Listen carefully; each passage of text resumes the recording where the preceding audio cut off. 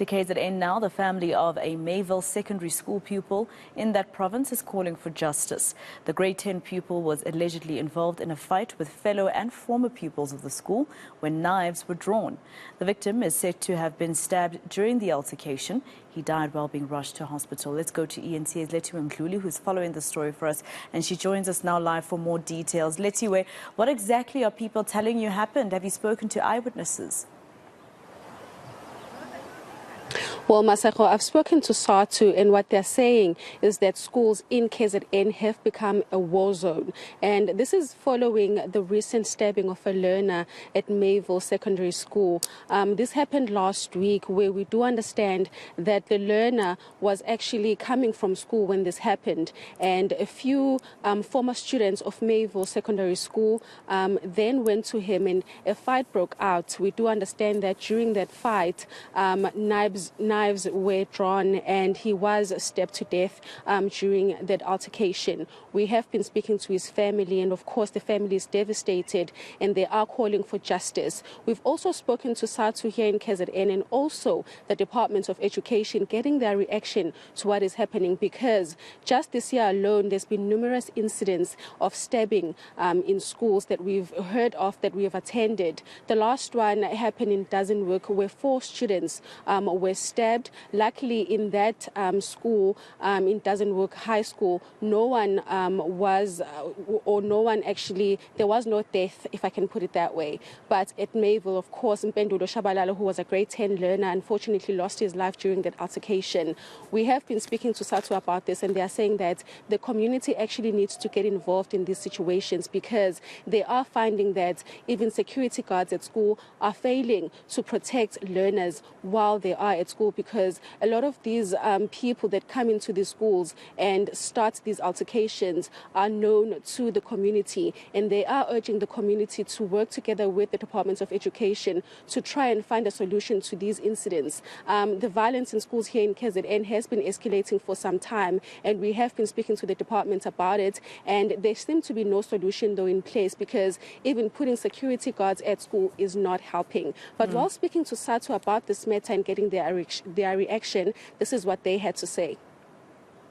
These incidents are just happening, as we always say as SADTU, that our communities, they have this level of crime that is going up, and those things you even find them in schools, and that is why we talk of school-based violence, where there are learners fighting each other or between learners and teachers.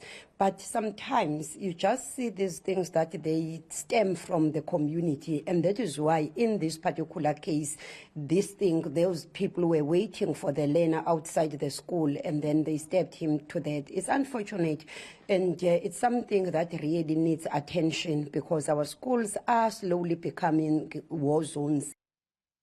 And Lethiwe, since the incident happened, has there been any police investigations, any arrests, maybe these pupils who allegedly were there being taken in for questioning, etc.? And what's this boy's family saying to you? Well, Masako, we do understand that the people that committed this crime against Mpendulu have been taken in, and we do understand that they've made their first appearance in court. The community, when this actually happened, were there, and we do understand that there was a lot of learners at the time, which actually prompted the accused to hand themselves over to the police, because they were fearing for their lives at that moment. And while getting a reaction from some of the community members that were there, they did share that they are tired of the violence that is shown in school, and this is why they wanted these people to hand themselves over to the police. We do understand that there is currently an investigation that is taking place. We spoke to the Department of Education here in the province to get their reaction and find out if they have any plans moving forward regarding this issue, and this is what the spokesperson had to say. The Department of Education in KwaZulu-Natal, we are worried about the escalation of incidents of learners being stabbed at the school and leading to deaths. Just on Friday, we had one grade 10 learner who was stabbed by a former learner of Mayville Secondary School. And when educators were called in, they rushed the learner to the nearest clinic, and the learner was certified dead upon arrival. The police are working on the matter. We are calling upon parents to always take care of what is it that their learners take to school. And when their children report whatever bullying of any nature, they must not take that for granted, because they graduate into sad news of this nature. All right, Lethiwe, I wonder what else you found out about this particular case. So there are people who have already, for instance, appeared. What else have you found out about this particular case? Tell us more about this young boy and what his family, rather, was hoping for his future. Well, Masego, his mother, I actually just concluded an interview with her. She was beyond devastated.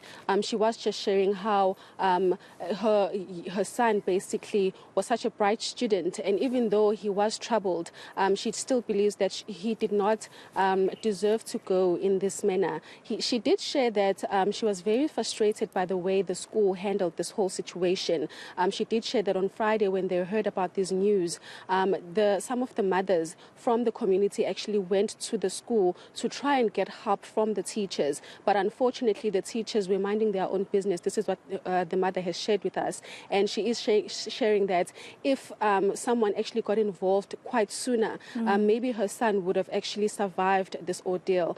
She is sharing that she calls upon the department to also speak to their teachers, even though sometimes they deal with troublesome students. Every learner, this is what she says, deserves to have a teacher care about them, because she does say that she believes if one teacher actually got involved and transported her son to the clinic or to the hospital much quicker, maybe her son would have survived the stabbing. She is saying that she's very, very frustrated about some of the events that took place shortly after her son was stabbed last week on Friday.